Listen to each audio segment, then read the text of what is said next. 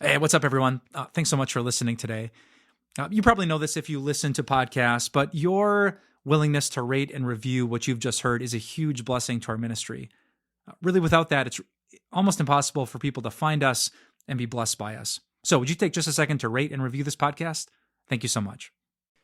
How does asexuality fit into the Bible? Oh, I love this question. Someone recently asked that at our church's annual Q&A Sunday. And it's a question that I get all the time when I talk about sexuality at a local Christian high school. How does that fit? Well, let's talk about that for a little bit. First, a definition. Asexual, the word sexual with an A on the front, just means someone who is not really driven by sexual desire. They have a very, very low sexual desire. Maybe they have no sexual desire. They're not prompted to lust. They're not eager to have sex. They just don't experience those feelings. You're probably familiar with the acronym LGBTQIA+, and the A stands for asexual. So it's not the point of this video, but other videos talk about what God says about being gay or lesbian. The Bible has something to say in Genesis 1 about gender. That's the T. But here's this A in the bunch. How does that fit? And no one's asking me, but I don't think it should be in the acronym. Is there anything in the Bible that says thou shalt not be asexual? No. Is there anything in the Bible that says unless you want to have sex frequently, you're not a follower of Jesus? Well, no. I mean, Jesus himself didn't have sex frequently. He didn't have sex at all. So is it a requirement of holiness and obedience to be a sexual person?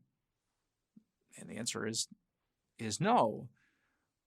Do you have to have a strong sexual desire to have a strong faith in God? Obviously, the answer is no. And the best proof is in 1 Corinthians chapter 7. Apparently, the Corinthians reached out to the Apostle Paul, who started their church, and they had a whole bunch of questions about a whole bunch of things. Here was one of them. 1 Corinthians 7, verse 1, Paul says, "Now for the matters you wrote about, it's good for a man not to have sexual relations with a woman." All right, so that seems to be the point. It's actually good. It's not a bad thing. It's not a sinful thing. Paul goes on to say, but since sexual immorality is occurring, each man should have sexual relations with his own wife and each woman with her own husband. So he's saying, it's good not to have sex, but if not having sex is like leading you into temptation, in this case, he says, if you're married and you're not super sexual and then someone's running around and cheating, you should be faithful and sexual within your marriage. He goes on to say, verse 6, "I say this as a concession," be married, enjoy sex. "I say this as a concession, not as a command. I wish that all of you were as I am. But each of you has your own gift from God. One has this gift, another has that." You might know that the Apostle Paul was not married, but single. He called it a gift.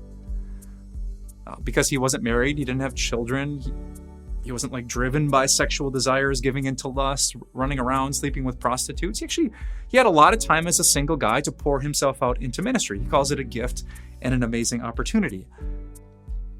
And that should be a really good clue to us that being asexual or not driven by sexual passion is not a bad thing or a sinful thing. You kind of wonder if it was a Paul thing. I want to be cautious with that statement. I'm not saying definitively that Paul was asexual, but based on this teaching, we knew he wasn't driven by this fire and this passion to have sex. He called that a real gift from God. So if you feel that way, if you're not driven by a strong desire for sex, don't feel bad. You don't need to change. You should think about that a lot before you get into a relationship that leads to marriage, since sex is a great gift for marriage, but by itself, it could be this gift, maybe, that Paul had. He said, "I wish all of you were like I am, but each of you has your own gift from God." That's how asexuality fits into the Bible.